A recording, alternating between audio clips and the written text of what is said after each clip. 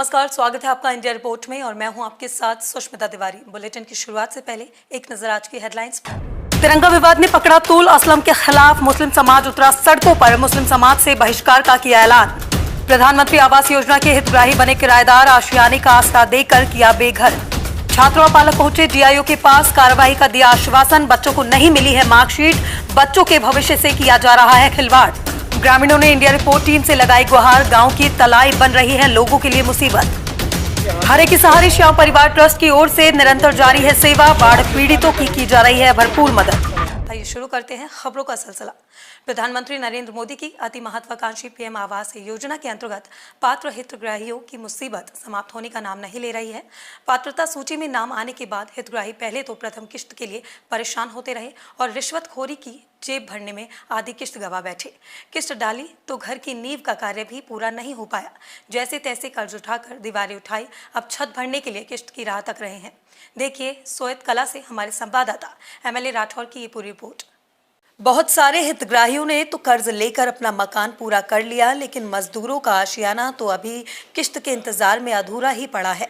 हितग्राहियों के खाते में 1-1 लाख रुपए की पहली किश्त डल गई। किश्त डलने के बाद ही हितग्राहियों ने अपने कच्चे मकान तोड़कर पक्का निर्माण कार्य आरंभ कर दिया, लेकिन महीनों बीत जाने के बाद भी तीसरी किश्त का कोई ठिकाना नहीं है, जिससे शहर में सैकड़ों हितग्राहियों के निर्माणाधीन आशियाने अधूरे पड़े हैं और यह लोग मजबूरन किराए के मकान में रह रहे हैं, जिससे कई लोगों ने तो आधे से ज्यादा रकम तो किराए में ही दे दी और कुछ घूसखोर खा गए।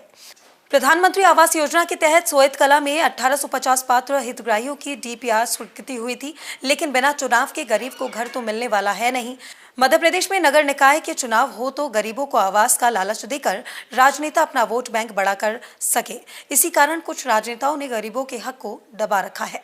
2 वर्ष से अधिक समय से लगातार अपना मकान बनाने की जद्दोजहद कर रहे 1850 लोगों की समस्या फिलहाल समाप्त होती दिखाई नहीं दे रही है। खैर, चुनाव के बाद 1 लाख की किश्त डलने के बाद लोगों ने कच्चे मकान तोड़कर पक्का बनाने की उम्मीद की किरण जगने के आसार दिखाई दे रहे हैं। आवेदन दिया था, सूची में नाम भी आ गए थे, पर वो जो जीव टेंगी कहीं करने के लिए आया था नगर पंचायत कर्मचारी, तो उन्होंने बोला कि आप नगर पंचायत में आके मिलना मेरे से। तो मैंने गया तो वो सूची से भी अपात्र कर दिया मेरे को। अभी मालूम पड़ी मेरे को तो गीतामई का नाम से था वो। अच्छा, किस नाम से आवेदन दिया था आपने? गीतामई का नाम से, गीतामई बापू लक्ष्मण। हरे के सहारे श्याम परिवार ट्रस्ट की ओर से बाढ़ पीड़ितों एवं साधु संतों के लिए सेवा निरंतर जारी है। आज संकुआ धाम पर हरे के सहारे श्याम बाबा परिवार सेवड़ा प्रमुख श्यामू ठाकुर के नेतृत्व में सेवड़ा मंडल अध्यक्ष सुरेंद्र सिंह चौहान के मार्गदर्शन में संतों को कंबल बांटे गए। देखिए ये पूरा मामला। आपको बता दें कि हरे के सहारे श्याम परिवार की ओर से बाढ़ प्रभावित लोगों के लिए निरंतर 15 दिन से सेवा कार्य किया जा रहा है। वहीं पिछले 9 दिनों तक 24 घंटे भंडारा लंगर का आयोजन किया गया, जिसका नेतृत्व सेवड़ा मंडी अध्यक्ष राजेंद्र सिंह राजपूत बंटी भैया के मार्गदर्शन एवं समाज सेवी श्यामू ठाकुर के नेतृत्व में किया गया। और वहीं पूर्व बाढ़ पीड़ितों की मदद के लिए समाज सेवी श्यामू ठाकुर ने दतिया प्रभारी मंत्री सुरेश ठाकुर को सेवड़ा बुलाया और बाढ़ प्रभावित लोगों के लिए राहत सामग्री भी वितरित करवाई। आपको बता दें कि समाज सेवा के कार्य में समाज सेवी श्यामू ठाकुर निरंतर बढ़ चढ़ कर हिस्सा लेते रहे हैं, चाहे वह संतों के लिए सेवा करना हो, चाहे बाढ़ पीड़ितों की मदद करना हो, चाहे बेजुबान जानवरों को खाना खिलाना हो, या बच्चों को प्यार करना हो, या बड़े बुजुर्गों से आशीर्वाद लेना हो। हरे के सहारे श्याम परिवार की ओर से जो भंडारा चला 9 दिवसीय, उसमें हमारे युवा साथियों ने जो सहयोग किया, जो श्रम किया है, उस श्रम के उपलक्ष्य में कम्बल बांटना नहीं कहेंगे, इनको एक प्रसाद रूपी बाबा का परिवार की ओर से इनको 1-1 कम्बल और कुछ धनराशि भेंट की गई। आइए शुरू करते हैं खबरों का सिलसिला। प्रधानमंत्री नरेंद्र मोदी की अति महत्वाकांक्षी पीएम आवास योजना के अंतर्गत पात्र हितग्राहियों की मुसीबत समाप्त होने का नाम नहीं ले रही है। पात्रता सूची में नाम आने के बाद हितग्राही पहले तो प्रथम किश्त के लिए परेशान होते रहे और रिश्वतखोरी की जेब भरने में आधी किश्त गवा बैठे।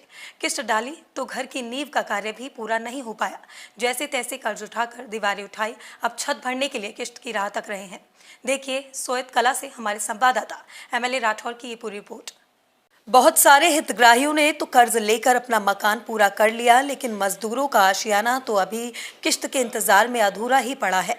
हितग्राहियों के खाते में 1-1 लाख रुपए की पहली किश्त डल गई। किश्त डलने के बाद ही हितग्राहियों ने अपने कच्चे मकान तोड़कर पक्का निर्माण कार्य आरंभ कर दिया, लेकिन महीनों बीत जाने के बाद भी तीसरी किश्त का कोई ठिकाना नहीं है, जिससे शहर में सैकड़ों हितग्राहियों के निर्माणाधीन आशियाने अधूरे पड़े हैं और ये लोग मजबूरन किराए के मकान में रह रहे हैं, जिससे कई लोगों ने तो आधे से ज्यादा रकम तो किराए में ही दे दी और कुछ घूसखोर खा गए। प्रधानमंत्री आवास योजना के तहत सोएत कला में 1850 पात्र हितग्राहियों की डीपीआर स्वीकृति हुई थी, लेकिन बिना चुनाव के गरीब को घर तो मिलने वाला है नहीं। मध्य प्रदेश में नगर निकाय के चुनाव हो तो गरीबों को आवास का लालच देकर राजनेता अपना वोट बैंक बढ़ा कर सके। इसी कारण कुछ राजनेताओं ने गरीबों के हक को दबा रखा है। 2 वर्ष से अधिक समय से लगातार अपना मकान बनाने की जद्दोजहद कर रहे 1850 लोगों की समस्या फिलहाल समाप्त होती दिखाई नहीं दे रही है। खैर, चुनाव के बाद 1 लाख की किस्त डलने के बाद लोगों ने कच्चे मकान तोड़कर पक्का बनाने की उम्मीद की किरण जगने के आसार दिखाई दे रहे हैं। आवेदन दिया था, सूची में नाम भी आ गए थे, पर वो जो जीवे टैंकी कहीं करने के लिए आया था नगर पंचायत कर्मचारी, तो उन्होंने बोला कि आप नगर पंचायत में आके मिलना मेरे से। तो मैंने गया तो वो सूची से भी अपात्र कर दिया मेरे को। अभी मालूम पड़ी मेरे को, तो गीतामाई का नाम से था वो। अच्छा, किस नाम से आवेदन दिया था आपने? गीतामाई का नाम से, गीतामाई बापू लक्ष्मण।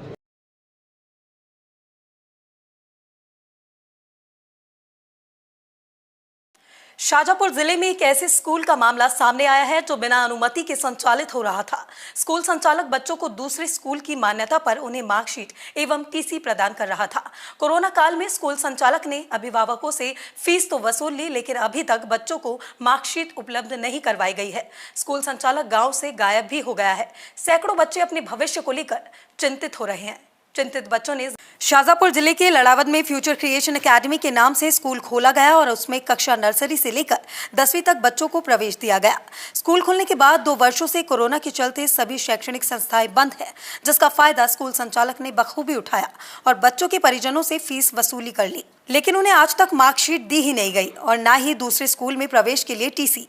स्कूल संचालक ने कुछ बच्चों को दूसरे स्कूल की मार्कशीट दी है। अब बच्चों के अभिभावकों को पता चला है कि ये स्कूल की मान्यता ही नहीं है। केवल गांव में स्कूल खोलकर स्कूल संचालक ने उन्हें बेवकूफ बनाया। आज कुछ अभिभावकों ने अपने बच्चों के साथ स्कूल में लगा बोर्ड लेकर जिला शिक्षा अधिकारी के पास आए और उन्हें पूरे मामले से अवगत कराया। जिला शिक्षा अधिकारी ने भी बिना मान्यता के चल रहे स्कूल पर जाँच के बाद कार्यवाही की बात की। अभी कुछ पालक बालकों सहित इस कार्यालय में उपस्थित हुए और उनके द्वारा अशासकीय विद्यालय से संबंधित एक शिकायती पत्र प्रस्तुत किया गया है ग्रामवासियों की ओर से, जिसमें मान्यता न होने के बाद भी विद्यालय संचालन कर अंक सूची एवं टीसी वितरण का आरोप लगाया गया है। हम अपने मान्यता सेक्शन के माध्यम से इस प्रकरण की शीघ्रातिशीघ्र जांच कराकर और इस प्रकार अनियमित रूप से शाला संचालन की स्थिति पाई जाती है तो उसके विरुद्ध समुचित कार्यवाही प्रस्तावित करेंगे।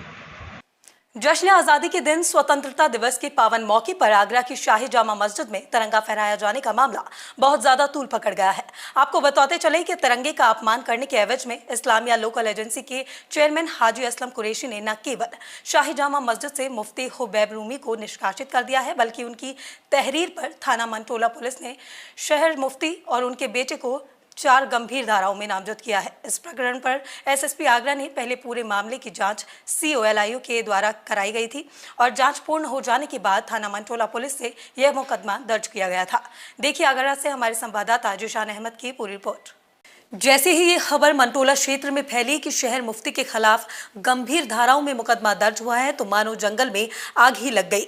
सोशल मीडिया पर असलम कुरैशी के विरोध में मुस्लिम समाज द्वारा पूरा बाजार बंद रखने और एक पैदल मार्च निकाले जाने का ऐलान किया गया था।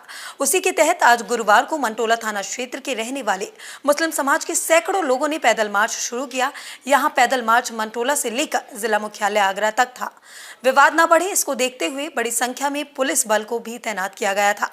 मार्च में शामिल लोग हाथों में तख्तियां लेकर चल रहे थे। इन तख्तियों पर मुकदमा दर्ज कराने वाले चेयरमैन असलम कुरैशी के विरोध में नारे भी लिखे थे। पैदल मार्च करते हुए ये लोग जिला मुख्यालय पहुंचे, जहां जिला प्रशासन आगरा को अपना ज्ञापन सौंपा। ज्ञापन देने वाले मुस्लिम समाज के लोगों का आरोप था कि हाजी असलम कुरैशी ने तिरंगे का अपमान किया है। देशद्रोह के तहत हाजी असलम कुरैशी की गिरफ्तारी की जाए।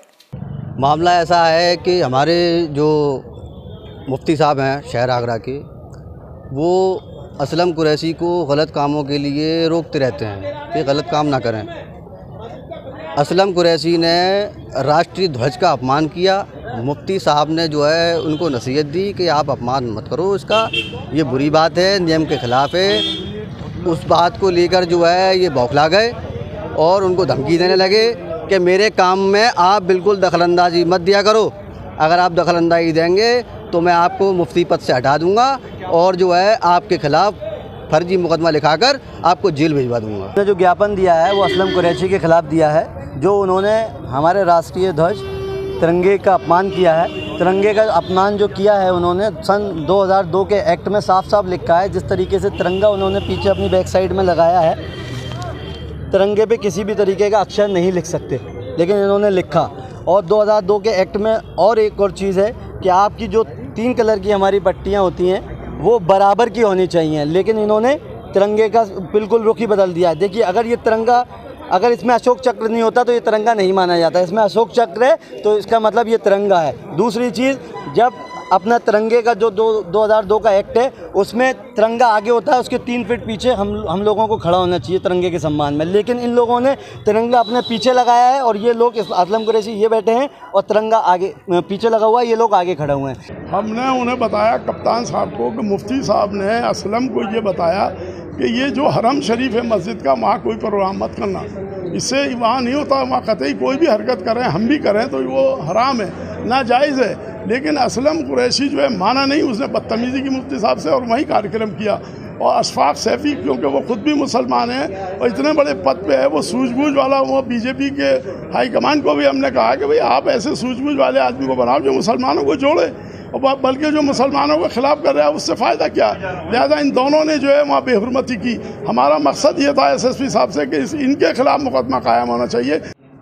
आज वैसे हम लोग को सुबह से लगातार हमारा फोर्स येलो स्कीम लागू किया मैंने जनपद में, और आज और कल मुहर्रम का 9वीं 10वीं भी चल रहा है। उसके ध्यान रखते हुए हमारा पुलिस सुबह से हर चौराहे पर, हर सेंसिटिव प्लेस में ड्यूटी पर है। और आज हम लोग COs, additional SP sectors, zone बांट के सब लोग निगाह रखा है और ऐसे कहीं कोई दिक्कत नहीं है। सुबह कुछ लोग आया और जो कलेक्ट्रेट में कुछ लोग आए, ज़्यादा लोग नहीं, कुछ लोग आए, 50-60 लोग आसपास होंगे, उन लोग कुछ लोग आए हैं। और जो मुकदमा लिखा है वादी के खिलाफ उन लोग को, उनका आपसी कोई भी बात है उसके लेके उन लोगों ने ये वहाँ पे जो कब्जा करके रखा है, इस तरह की चीज़ को उन्होंने ज्ञापन दिया, उनके खिलाफ मुकदमा लिखने के लिए उन्होंने ज्ञापन दिया, कलेक्ट्रेट में ज्ञापन दिया। उस ज्ञापन का हम लोग जाँच करेंगे, जाँच कार पर जो भी कार्य होगा आगे जाँच वैसे है। और उसके अलावा जनपद में शांति व्यवस्था एकदम सामान्य है, कोई दिक्कत नहीं है। हम PSC लगा है जनपद में, हर चौराहे पर ड्यूटी लगी है।